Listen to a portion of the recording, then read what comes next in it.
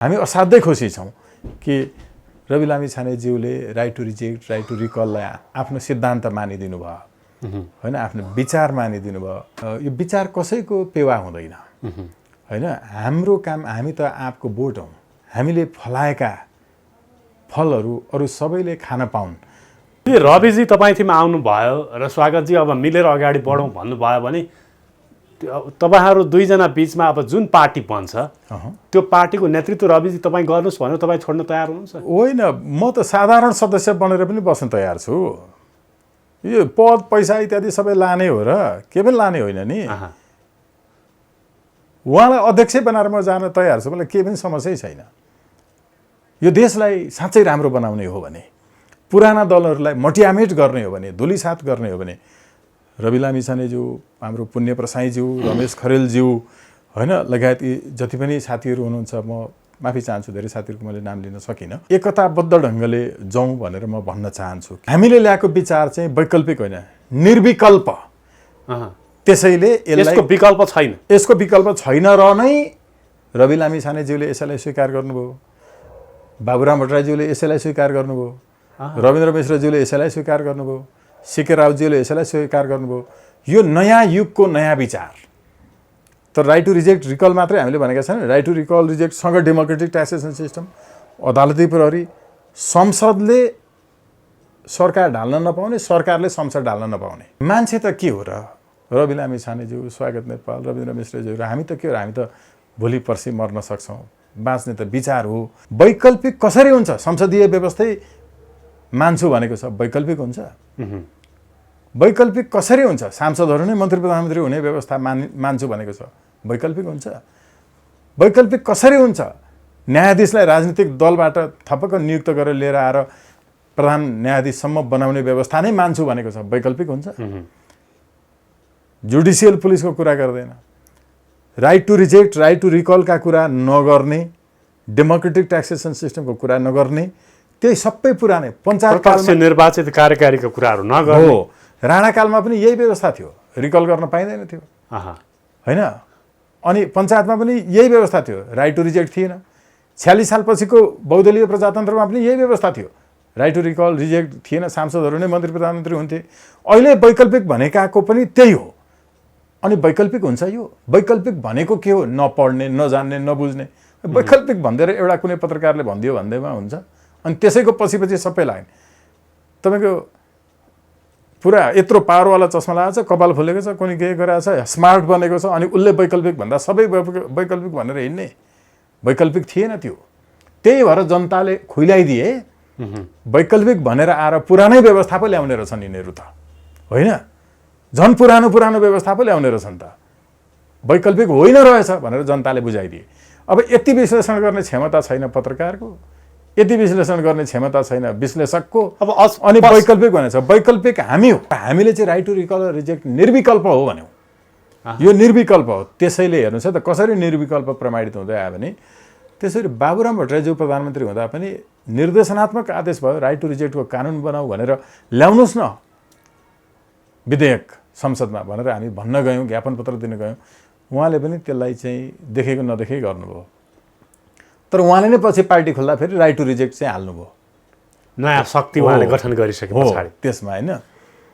अनि अरू धेरैले यसो गर्दै गर्दै आए, तर उनीहरू आफै सत्तामा हुँदा, शक्तिमा हुँदा, त्यो मिडियाको सत्ता होस् कि राज्यको सत्ता होस्, त्यहाँ बसेर यसलाई इग्नोर गरिरहनु भएको थियो।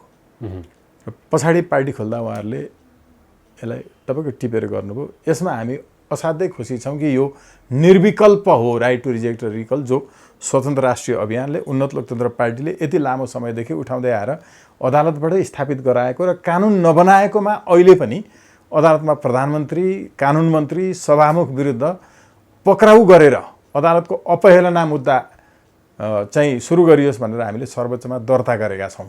त्यसको पेशी आउँदैछ। अब हेर्नुहोस् है, लड्दै आइरहेका छौँ। त्यति बेला हामीले भनेको ठिक रहेछ, त्यति बेला उहाँहरूले नजरअन्दाज गरे पनि उहाँहरूको पनि विचार हामीले त्यति बेलै सुरु गरेका रहेछौँ।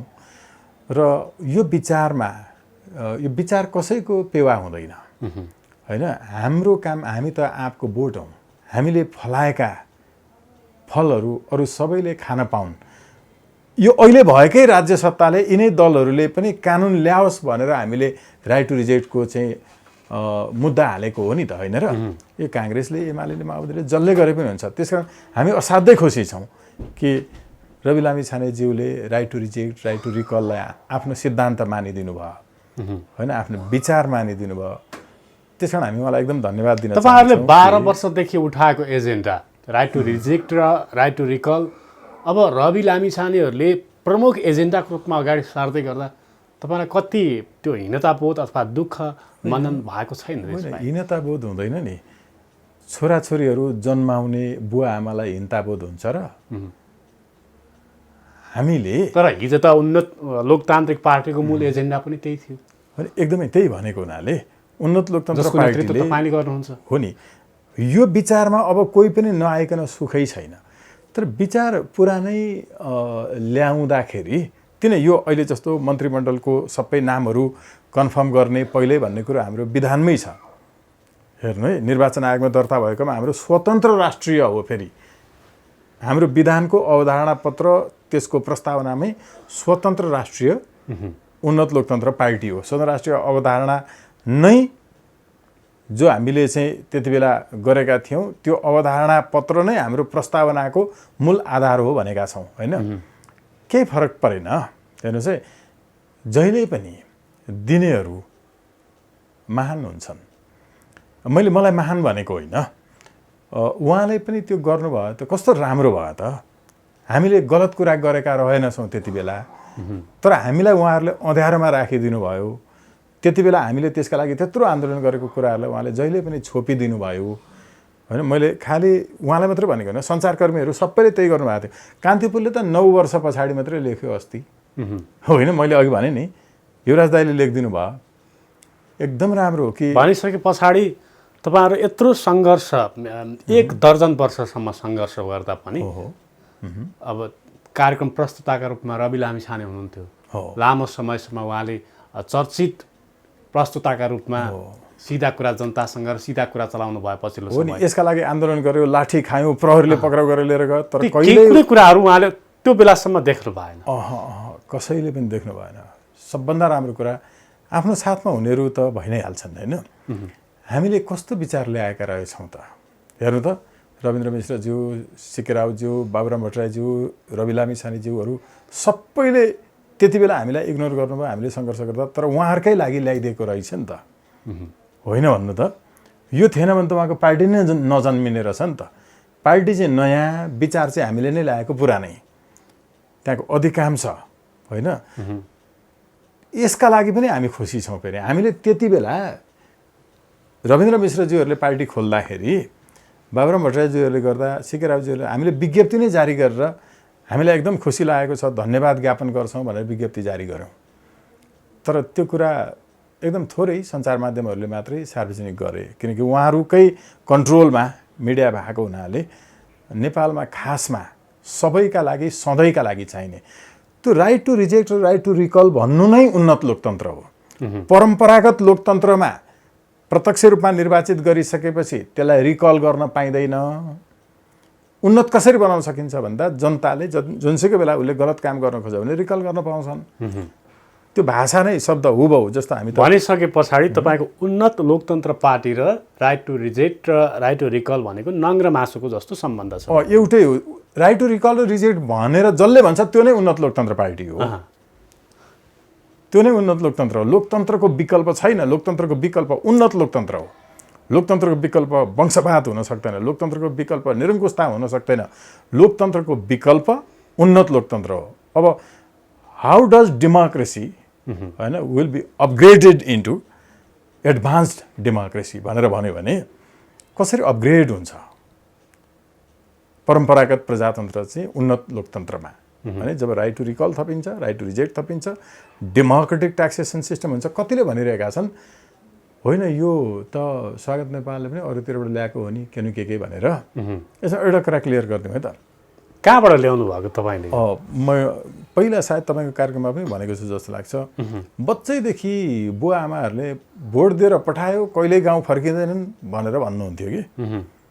अनि यिनीहरूलाई फर्किन पर्ने बाध्यात्मक व्यवस्था गलत काम गऱ्यो भने के हुनसक्छ भन्ने कुरो चाहिँ म त 5-6 कक्षा पढ्दैखेरिदेखि त्यो अन्वेषणमा लाग्नु भयो हो। त्यति बेलैदेखि संस्कृत पनि अलिअलि अध्ययन गरेर छ। हाम्रो संस्कृतको तपाईँको चाहिँ सामवेदको महाम्यार्मिक उसमा चाहिँ कस्तो राम्रोसँग बनाएको छ तपाईँको कसरी जनताले प्रतिनिधि चुन्नुपर्छ।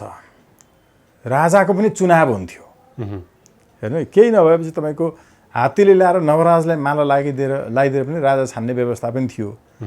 दौडेर लिगलिग कोर्टमा जो फर्स्ट हुन्छ उही राजा भन्ने व्यवस्था थियो। त्यो चुनावको व्यवस्था थियो। पूर्वीय दर्शनमा राष्ट्राध्यक्ष चाहिँ तपाईँको जनताबाट स्वीकृत, जनताबाट निर्वाचित, प्रत्यक्ष हुने व्यवस्था हो कि खासमा।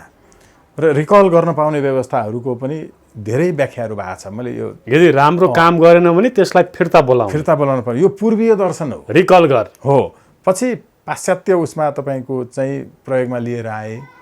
हामीले खोजी नगर्ने हामीभित्र के छ होइन, हाम्रो के ल ठिक छ, स्वागत नेपाल नै होइन होला होइन। मलाई दिमागमा आएको चाहिँ बच्चैदेखि 5-6 कक्षा पढ्दै तिमी के बन्ने भनेर सोध्दा दाइहरू सबै जेलमा हुनुहुन्थ्यो, के थियो होइन, राजनीति कारणले। अब हाम्रो त परिवारै, मेरो पिताजीले लेख्नु भएको छ एउटा चाहिँ पुस्तक होइन, उहाँले त्यसमा चाहिँ राम्रोसँग बताउनु भएको छ कसरी यहीँ छ अब के निकाल्ने होइन। उहाँले चाहिँ यो सर्वसाधारणसहित तपाईँको देश निकाला हुँदाको हाम्रो फजफादरहरूको बारेमा भन्नुभएको। यो सबैले त्यो एउटा चेतना चाहिँ आइरहेको थियो। र मलाई 5-6 कक्षा पढ्दैखेरि तिमी के बन्ने भविष्यमा ठुलो भएर भन्दाखेरि म त राजनीति नै गर्ने हो भन्थेँ। तर तपाईँको एसएलसी सकिसकेपछि यो त सबै धाक धम्की गुन्डा गर्दी सम्पत्तिवालाहरूले गर्ने रहेछ, म बरु पत्रकारितामा लाग्छु भनेर म पत्रकारिता धेरै झनै 25औं वर्ष गरेँ होइन। त्यति मात्रै होइन, कानुनबाट जनताको सेवा गर्न सकिन्छ होला भनेर तपाईँको सबै चाहिँ बलात्कृत होइन चेलीहरूको पक्षमा निःशुल्क रूपमा जिल्ला समेत गएर यत्रो वर्षदेखि मुद्दाहरू इत्यादि गर्दै आउँदै यसबाट सेवा गर्ने काम हो, जसरी पनि त्यो गर्नुपर्छ भनेर। अब यो राइट टु रिजेक्टको रिट त्यति बेला हाल्दाखेरि नभएपछि, अदालतले दिएको आदेश पनि नमानेपछि र यसलाई मिडियाहरूले पनि इग्नोर गरिदिएपछि अनि जनतामा जानै पर्छ भनेर हामीले सुरु गरेका हौँ। त्यसो भएको हुनाले जम्मामा त्यो बच्चादेखिको हुटुटी एउटा कुरा होला, सबैको व्यक्तिगत कारण हुन्छ कि। त्यो माओको पनि थियो, मार्क्सको पनि थियो, महेन्द्रको पनि थियो, बीपीको पनि थियो, त्यो तपाईँ हामीमा पनि हुन्छ। तर मार्क्सको सिद्धान्त अब नेपालका कैयन कम्युनिस्ट पार्टीहरूले चाहिँ आफ्नो आदर्श एउटा सिद्धान्तको रूपमा अगाडि सार्ने गर्छन्। त्यस्तै तपाईँको पार्टीले सबैभन्दा पहिला नेपालमा राइट टु रिजेक्ट र राइट टु रिकल तपाईँले उठाउनु भयो, सर्वोच्चमा उठाउनु भयो, पार्टीको मूल एजेन्डा बनाउनु भयो।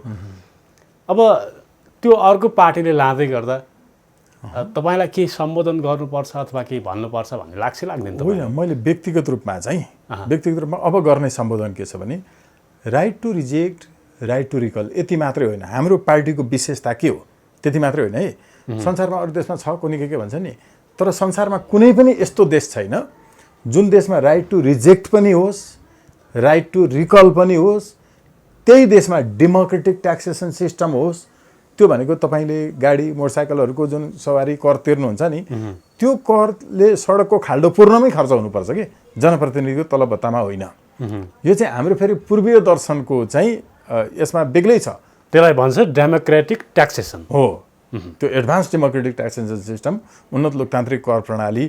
अनि त्यही देशमा अदालती प्रहरी, घरमा श्रीमतीलाई श्रीमानले कुटाकुटै गर्छ, अदालतमा मुद्दा हाल्छ घरेलु हिंसाको, अबदेखि नगर्नु भन्छ, जम्मा 2 महिनाको जेल सजाय हुन्छ, त्यो पनि दिनको 300 तिरेर निस्किन पाउँछ, घरमा आएर कुटिहाल्छ। अनि फेरि मलाई त कुटिरहेछ भनेर प्रहरीमा उजुरी गर्यो भने प्रहरी गृहमन्त्रीको निर्देशनमा हुन्छ, पार्टीका हुन्छन् मन्त्रीहरू, सांसदै तपाईँको मन्त्री प्रधानमन्त्री हुन नपाउने हामीले भन्छौँ नि। त्यो किन भनेको भने पार्टीको मान्छे छैन भने जाहेरी दरखास्त पनि दर्ता हुँदैन। बलात्कारको समेत हेर्नु त सबै ठाउँमा आन्दोलन गरेर दर्ता गर्नुपर्छ होइन। त्यो भएको हुनाले अदालती प्रहरी, अदालतको आफ्नै प्रहरी, जसले सरकारको प्रहरीसँग अथवा गृहमन्त्रीको प्रहरीसँग सहयोग लिन नपरोस्, आफ्नो फैसला कार्यान्वयन गराउनको लागि। तपाईँले मुद्दा जितेर जग्गा मेरो हो भन्नुहुन्छ, कमजोर हुनुहुन्छ, अर्को पुरा बलबाहुवाला छ, मुद्दा जितेर आउनुहुन्छ, फिल्डमा भोग चलन गर्न त यत्रो तरवार लिएर उभिन्छ, ल तेरा फैसला काटिदिन्छु भन्छ। त्यति बेला प्रहरीले ल्याएर चाहिँ तपाईँको त्यो भोग चलन गराउन सक्दैन, फेरि अदालतमा फैसला कार्यान्वयन गरी पाऊँ चलन चलाइ पाऊँ भनेर फेरि अर्को चाहिँ हाल्नुपर्छ, त्यो मुद्दाले अर्को 3-4 वर्ष खाइदिन्छ। तर अदालतको आफ्नै प्रहरी भयो भने नि उसले फिल्डमै गरेर हेरेर त्यहीँनिर फैसला कार्यान्वयन गर्छ कि अनि पनि न्यायको महसुस हुन्छ। हो यो भनेको right to recall, right to reject, democratic taxation system, judicial police, सांसदहरू मन्त्री प्रधानमन्त्री बन्न नपाउने यी विशेषता छ नि, हो यो सबै विशेषता भएको एउटै देशमा एउटै राजनीतिक प्रणाली छैन कि संसारको कुनै देशमा छैन। हो यो चाहिँ सबैभन्दा नयाँ कुरा हो। त्यो चाहिँ उन्नत लोकतान्त्रिक पार्टीले उन्नत लोकतन्त्र पार्टीले यो ल्याएको छ। अब यसमा के हो भने हो संसारको एउटा देशमा डेमोक्रेटिक ट्याक्सेसन सिस्टम होला जस्तो डेनमार्क, होइन, एउटा देशमा जुडिसियल पुलिस होला जस्तो फ्रान्समा, एउटा इन्डियाको केही प्रान्तरमा रिकलको प्रयत्न गर्न खोजे तर इन्डियाको चाहिँ यो राइट टु रिजेक्टहरू इत्यादि थिएन। उनीहरूले चाहिँ अदालतबाट मुद्दाको प्रक्रिया हुँदै गर्दा हामीले त यहाँ मुद्दा हालिसकेका थियौँ। कतिले भन्छन् केजरीवालज्यूको, होइन, केजरीवालज्यू राजनीतिमा आउनु भएको कति भयो? 5-7 वर्ष। अनि हामीले नेपालमा सुरु गरेको कति वर्ष भयो? 12 वर्ष। अनि को अगाडि रहेछ त? तर उहाँ अगाडि भयो भने हामी अगाडि भयो भने कुरा त राम्रो हो नि त। तर मैले खालि भनेको के भने यो 6वटा विशेषता भएको single political party, political system चाहिँ वर्ल्डमा कहीँ पनि छैन। ल भएछ अरे, रहेछ अरे, के बिग्रियो त? त्यसो हो भने हामीले राइट टु रिकल भन्यौँ, हामीले राइट टु रिजेक्ट भन्यौँ, यी सबै कुरा नै लिएर आउँदाखेरि जति अरूले पनि ल्याएका छन् तिनीहरू सबै एउटै बनेर जाँदा राम्रो हुन्छ भन्ने मेरो आह्वान छ, होइन, आग्रह छ। यहाँ कसले के लिनु छ र? भोलि स्वागत नेपाल, रवि लामिछानेज्यू, अर्को को, यी त मान्छेहरू हुन्। हामीले मान्छेको बारेमा चर्चा गर्नु हुँदैन, विचारको बारेमा चर्चा गर्नु। जस्तो माओवादी, कङ्ग्रेस, एमालेबाट आजित एउटा युवाहरूको जमातले अथवा भनौँ त्यो पोलिटिकल थट राख्ने जमातले वैकल्पिक राजनीति भनेर विवेकशील साझा पार्टी बनाए। अनि त्यसपछि पहिला विवेकशील पार्टी बनाए, साझा पार्टी बनाउनु भयो रविन्द्र मिश्रले, र जुन किसिमको एक किसिमको माहौल देखिएको थियो जसरी साझा र विवेकशीलमा, अनि त्यो बिस्तारै मत्थर हुँदै आइरहेको छ, जो वैकल्पिक राजनीतिक शक्तिको रूपमा परिचित थियो। र पछिल्लो स्थानीय तहको चुनाव पछाडि त निवर्तमान अध्यक्ष जो साझा विवेकशीलको हुनुहुन्थ्यो उहाँले म खुइलिएँ भनेर भन्नुभएको छ। तर अब यही व्यवस्था, गणतन्त्रलाई तपाईँहरू मान्नुहुन्छ नि त, लोकतन्त्रलाई पनि मान्नुहुन्छ, तपाईँहरूले भनेको उन्नत लोकतन्त्र छ। अझै रविजीले पनि त्यही कुराहरूलाई अगाडि सार्नु भएको छ, जो कि विचारमा रविन्द्रजी कता कता राजालाई प्रशय दिनेतर्फ पनि पुगिसक्नु भएको थियो। त्यो कुरा तपाईँ हामी सबैले जानेका कुराहरू हो। र तपाईँहरूको दुईजनाको विचार मिल्दै गर्दा, एजेन्डा मिल्दै गर्दा अब वैकल्पिक राजनीतिक शक्तिको रूपमा उदाउनका लागि तपाईँहरू एकजुट हुनुपर्ने अवस्था आएको होइन? योभन्दा पहिला जो वैकल्पिकहरू चाहिँ तपाईँको जनताको बिचमा फेल भए भनेर भन्ने निष्कर्ष निकाल्ने पत्रकार, विश्लेषक, यी सबैको अध्ययनको कमीको कारणले र राजनीतिक विश्लेषणको क्षमताको अभावको कारणले यस्तो निष्कर्ष निस्किएको हो। किनभने बिचरा ती पत्रकारलाई, ती विश्लेषकलाई वैकल्पिक राजनीति भनेको के हो कहिले थाहा भएन। त्यही पुरानै विचार लिएर आएको थियो संसदीय व्यवस्थै, अरू चाहिँ सबै मान्छे खराब, म चाहिँ मान्छे ठिक, त्यसकारण मैले गरेको राजनीति वैकल्पिक राजनीति। अनि त्यो बिचरा भन्नुपर्छ त्यस्ता पत्रकारहरूलाई, सबै राष्ट्रिय दैनिकका ठुला विश्लेषक भनेका टेलिभिजनहरूकालाई। वैकल्पिक कसरी हुन्छ? संसदीय व्यवस्थै मान्छु भनेको छ, वैकल्पिक हुन्छ? वैकल्पिक कसरी हुन्छ? सांसदहरू नै मन्त्री प्रधानमन्त्री हुने व्यवस्था मान्छु भनेको छ, वैकल्पिक हुन्छ? वैकल्पिक कसरी हुन्छ? न्यायाधीशलाई राजनीतिक दलबाट थपक्क नियुक्त गरेर लिएर आएर प्रधान न्यायाधीशसम्म बनाउने व्यवस्था नै मान्छु भनेको छ, वैकल्पिक हुन्छ? जुडिसियल पुलिसको कुरा गर्दैन, right to reject, right to रिकलका कुरा नगर्ने, डेमोक्रेटिक ट्याक्सेसन सिस्टमको कुरा नगर्ने, त्यही सबै पुरानै पञ्चायत निर्वाचित कार्यकारीको कुराहरू नगर्ने। हो, राणाकालमा पनि यही व्यवस्था थियो, रिकल गर्न पाइँदैन थियो, होइन? अनि पञ्चायतमा पनि यही व्यवस्था थियो, राइट टु रिजेक्ट थिएन। 46 सालपछिको बहुदलीय प्रजातन्त्रमा पनि यही व्यवस्था थियो, राइट टु रिकल, रिजेक्ट थिएन, सांसदहरू नै मन्त्री प्रधानमन्त्री हुन्थे। अहिले वैकल्पिक भनेकाको पनि त्यही हो। अनि वैकल्पिक हुन्छ यो? वैकल्पिक भनेको के हो? नपढ्ने, नजान्ने, नबुझ्ने। वैकल्पिक भन्दै एउटा कुनै पत्रकारले भनिदियो भन्दैमा हुन्छ, अनि त्यसैको पछि सबै लाग्ने। तपाईँको पुरा यत्रो पावरवाला चस्मा लगाएको छ, कपाल फुलेको छ, कुनै के गरेको छ, स्मार्ट बनेको छ, अनि उसले वैकल्पिक भन्दा सबै वैकल्पिक भनेर हिँड्ने। वैकल्पिक थिएन त्यो। त्यही भएर जनताले खुइलाइदिए। वैकल्पिक भनेर आएर पुरानै व्यवस्था पो ल्याउने रहेछन् यिनीहरू त, होइन? झन् पुरानो व्यवस्था पो ल्याउने रहेछन् त। वैकल्पिक होइन रहेछ भनेर जनताले बुझाइदिए।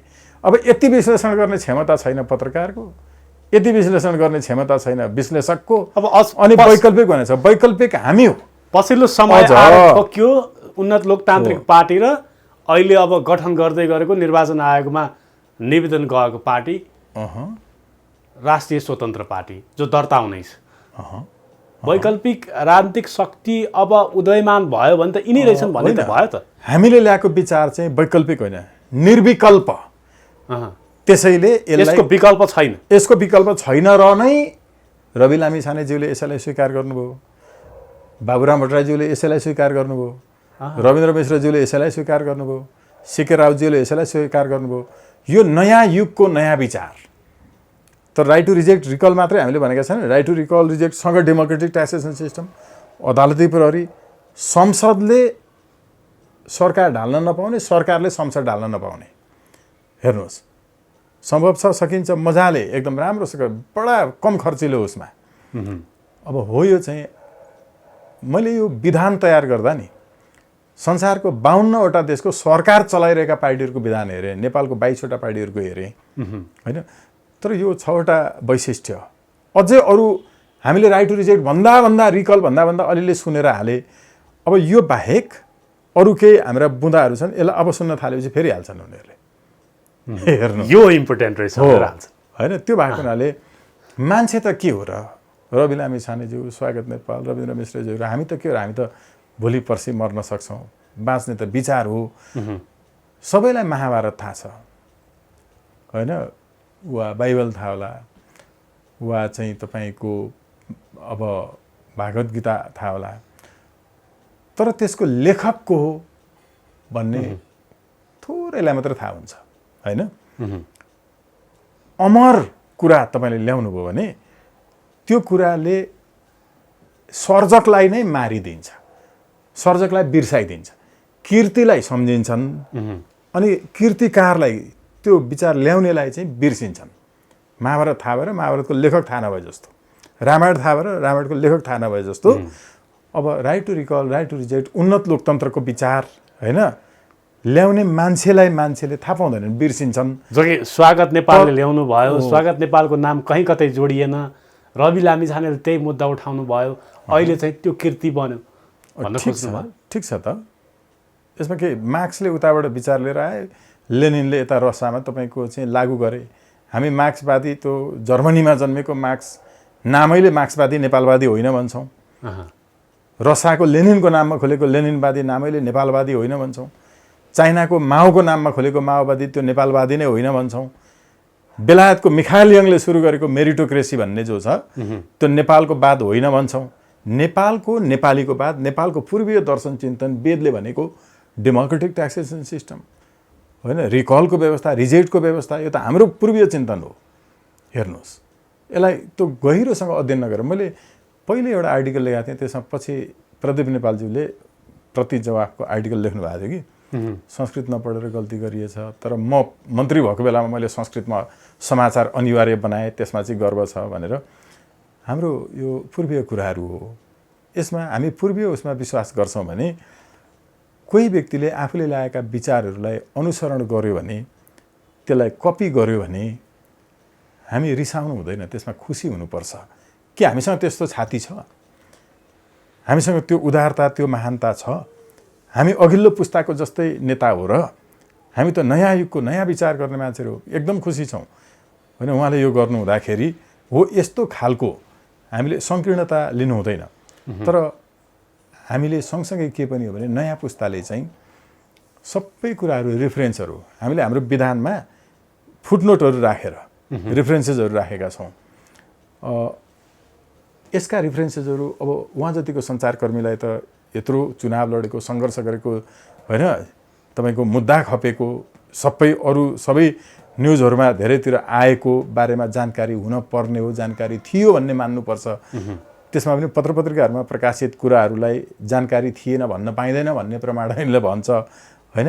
यो सबै कुरा चाहिँ सबै यस्ता एउटै हाम्रो विचार मिल्ने रहेछ, सबै मिलेर जाउँ भनेर भन्न पाएको भए त्यो राम्रो कुरा हुन्थ्यो होइन। अझै पनि म चाहिँ आह्वान गर्छु र right to recall, right to reject लगायतको यो उन्नत लोकतन्त्रका विचार लिएरै आइरहेका छन् पार्टीहरू, किनकि पपुलर भइरहेछ नि त होइन। मान्छेहरूले त भन्ला नि तपाईँ अझै पनि रवि लामिछानेलाई उन्नत लोकतान्त्रिक पार्टीभित्र आबद्ध आउनुहोस् सँगै गोलबद्ध भएर अगाडि बढौँ भनेर आह्वान। राइट टु रिकल रिजेक्ट भनेकै उन्नत लोकतन्त्र हो होइन। त्यो भएको हुनाले म त एकदम आह्वान गर्छु एकदम। म तपाईँको चाहिँ के छ र यो हाम्रो विचारै त साथीहरूले लगिरहनु भएको छ। कुनै पद पनि चाहिँदैन, केही पनि चाहिँदैन। पद, यो सम्पत्ति, सबै कुरा यो मान्छे मरेर जाँदैन। यो देशलाई साँच्चै राम्रो बनाउने हो भने, पुराना दलहरूलाई मटियामेट गर्ने हो भने, धुलिसात गर्ने हो भने रवि लामिछानेज्यू, हाम्रो पुण्य प्रसाईज्यू, रमेश खरेलज्यू होइन लगायत यी जति पनि साथीहरू हुनुहुन्छ, म माफी चाहन्छु धेरै साथीहरूको मैले नाम लिन सकिनँ, सबैलाई, नेपाल आमा पार्टी होइन, अब विवेकशील नेपाली दल उहाँहरू जो अर्को उसबाट फुट्नुभयो, उहाँहरू सबैलाई एकताबद्ध ढङ्गले जाउँ भनेर म भन्न चाहन्छु। किनकि हामीले म मात्रै जस्तो विचार चाहिँ त्यही, तर व्यक्ति चाहिँ मै। विचार अरूले ल्याइसकेकै होइन, इस्टाब्लिस भइसकेकै विचार हुनुपर्छ, तर नेता चाहिँ मै हुनुपर्छ भन्ने कुराले के अर्थ राख्दैन नि होइन। जस्तो अब हामीले नयाँ अभ्यास गरेर नयाँ विचारसहित नयाँ युगका साथीहरूले जान सक्नुपर्छ। व्यक्तिगत रूपमा अरू के होलान् होइन, कसैलाई नाक मन नपर्ला, कसैलाई मेरो अनुहार मन नपर्ला पुरै होइन, त्यो बेग्लै कुरा हो। अब यो अहिले स्वतन्त्रको प्रसङ्ग छ नि स्वागतजी, जस्तो स्वतन्त्र उम्मेदवारी दिनेहरूको एउटा ठुलो जमात छ अहिले।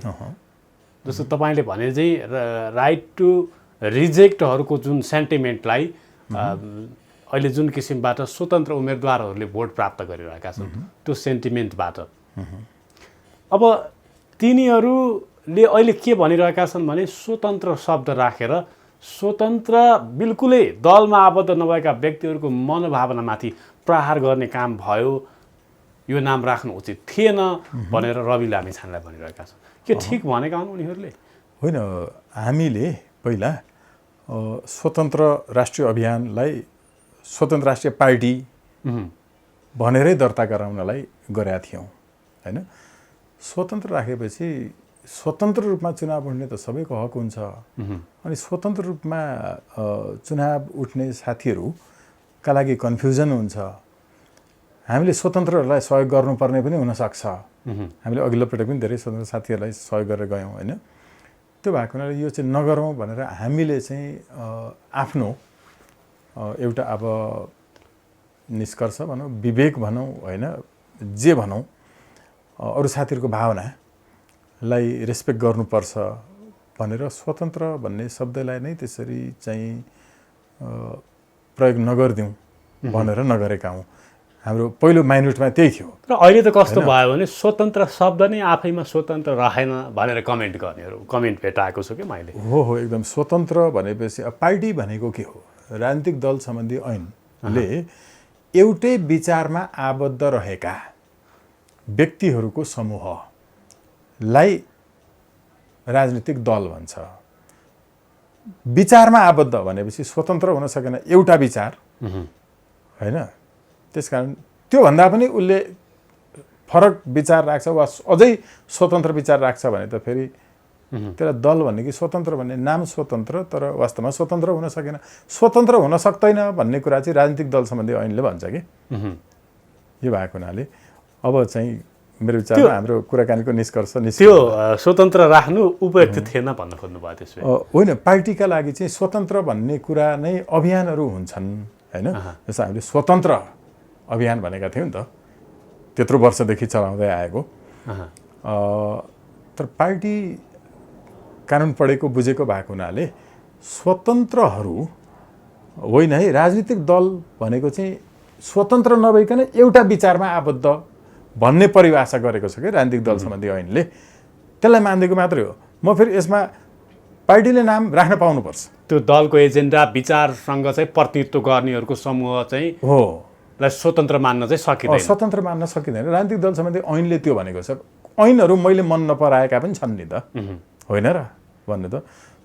यो भएको हुनाले हामीले अर्को फेरि जे हुइम आइरहेछ त्यो हुइमलाई च्याप समातेर गऱ्यो भने जस्तो अहिले स्वतन्त्रको माहौल जुन चलेको थियो नि त्यसलाई दलको क्याच गर्न खोज्दा हो दलको चाहिँ दीर्घकालिक म त के भन्छु भने यिनै एजेन्डाहरू भइसकेपछि त्यो उन्नत लोकतन्त्र पार्टी नै हो कि यो मैले गरेको होइन नि। त्यसरी हेर्नुहुन्छ? म त एकदम सबैलाई त्यही भएर त हामीले विज्ञप्ति नै निकाल्यौँ नि, बधाई भन्यौँ, शुभकामना भन्यौँ, हामी सँगै जाउँ भनेर भन्यौँ होइन। अब हामीलाई एडभान्स बनाउनु पर्छ डेमोक्रेसीलाई, नाममा केही पनि छैन होइन। नाम त के, मेरो नाम स्वागत नेपाल मान्छेले भनेर हुन्छ र काम चाहिँ खालि होइन खराबै मात्रै गर्छु भने। यदि रविजी तपाईँथिमा आउनुभयो र स्वागतजी अब मिलेर अगाडि बढौँ भन्नुभयो भने तपाईँहरू दुईजना बिचमा अब जुन पार्टी बन्छ त्यो पार्टीको नेतृत्व रविजी तपाईँ गर्नुहोस् भनेर तपाईँ छोड्न तयार हुनुहुन्छ? होइन, म त साधारण सदस्य बनेर पनि बस्न तयार छु।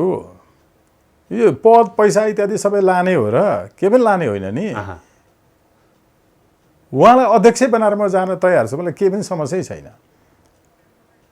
केही रिजर्भेसनहरू केही कुराहरू विचार चाहिँ त्यो मानिसकेपछि नि म हाम्रो रवि लामिछानेजी किन तपाईँ अध्यक्ष हुनु भने म मान्छु।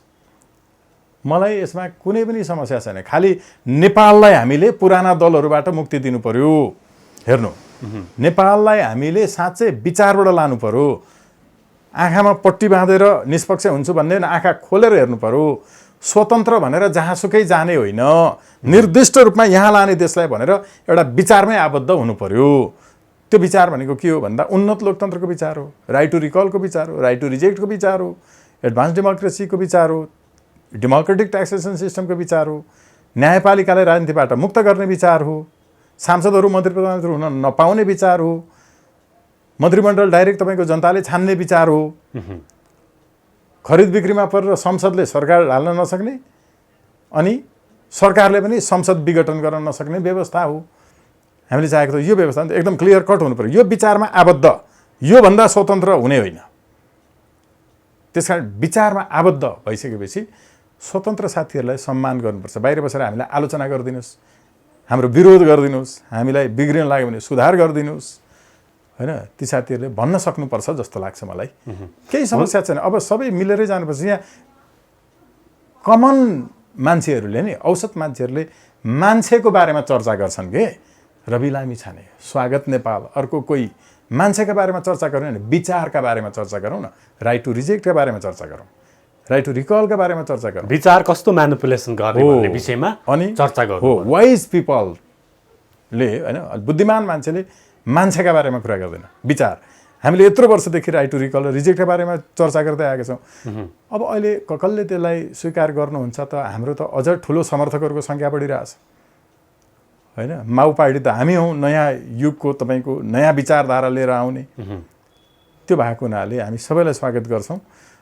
जो सुकै अध्यक्ष भए पनि हुन्छ, तर रिकल र रिजेक्ट मान्नेहरू जति सबै एउटै पार्टी बनेर जाउँ, मेरो यो आह्वान छ। म एकदम साधारण सदस्य बनेर त्यो पार्टीको एउटा कानुनी सल्लाहकार बसेर चाहिँ जान तयार छु। किनकि जे आफूले जन्माएको बच्चाको माया आफूलाई बढी हुन्छ कि होइन। यो त हामीले जन्माएको उन्नत लोकतन्त्रको जुन विचार छ नि, यो बाँच्छ भने म मर्नै तयार छु। सबै जुन जुन पार्टीले त्यसलाई विचारलाई अवलम्बन गरे पनि त्यसको त्यो पार्टी ठुलो बनोस्, त्यो फलोस् भन्ने कामना नै तपाईँ एकदमै। कहाँ अब काङ्ग्रेस एमाले माओवादी राप्रपा यिनीहरू यो भन्दा त होइन। अब राइट टु रिजेक्ट र रिकल लिएर आएको पार्टी होइन, एकदम स्वागत छ। कस्तो राम्रो कुरा। हुन्छ, स्वागत सर। अमूल्य समय दिनुभयो, तपाईँलाई धेरै धेरै धन्यवाद। आभार व्यक्त गर्छु। धन्यवाद।